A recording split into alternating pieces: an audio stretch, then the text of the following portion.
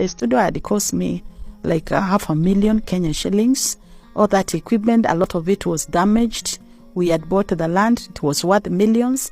They destroyed even our main church, and in one night everything came down. In one night everything came down. It is something that I never want to even remember up to this day.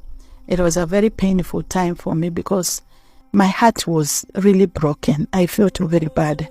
And it still pains me really up to today. It is still painful.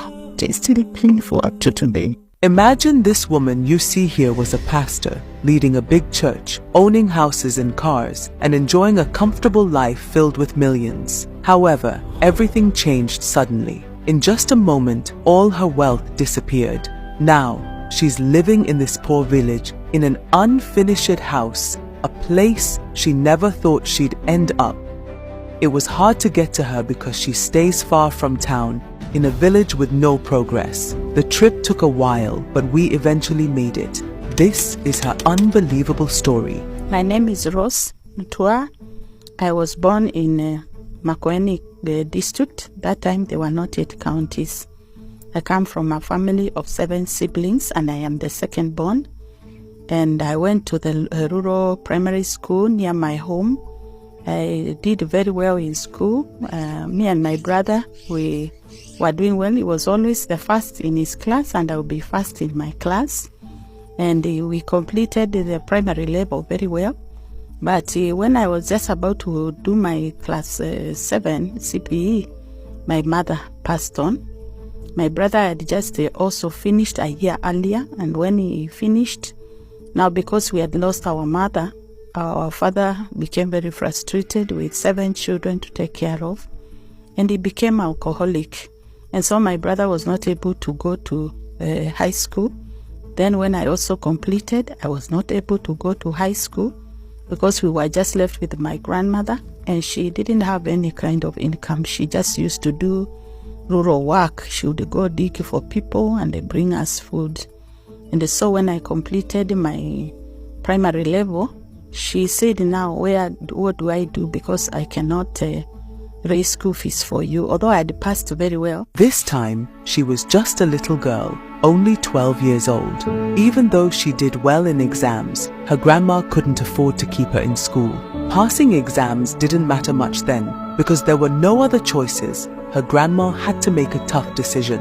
Rose had to leave school and go to the town to work as a house girl, but this turned out to be fortunate for her, because that's where she got the opportunity to continue her study. When I reached home, the daughter came and she looked at me and she said, this baby is very small, she cannot be a house girl. Let her go back to school.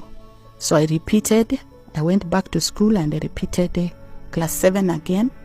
And as it were, I passed again with flying colors. And when I finished my primary level, now this time, my new relatives now, they started to look for a solution because I'd passed it so well.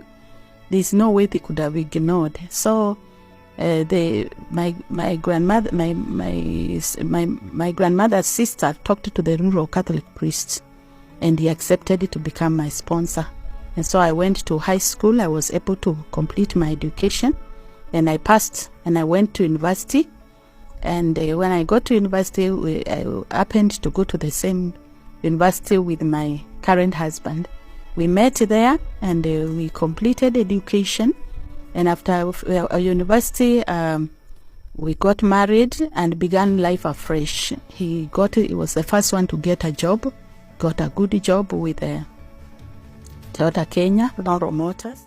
They started a whole new life, and things took a turn for the better. Rose also had the opportunity to support her siblings in completing their education. Meanwhile, her husband kept receiving promotions at work.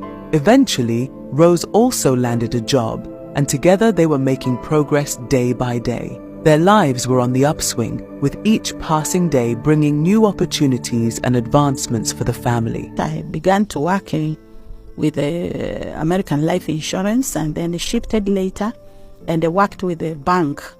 And so life got better. We were able to put our children to good schools. And I can say life changed for the better generally. They were doing well in school.